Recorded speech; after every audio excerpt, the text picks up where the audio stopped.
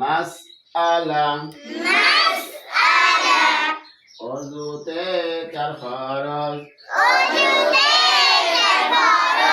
সমস্ত মুখ ধোয়া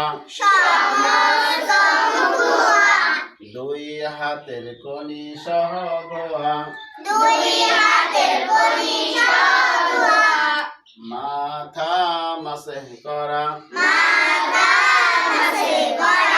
2 পায়ের টাকনু সহ ধোয়া গোসলে 3 ফরজ ভালোভাবে কুলি করা নাকে পানি দেওয়া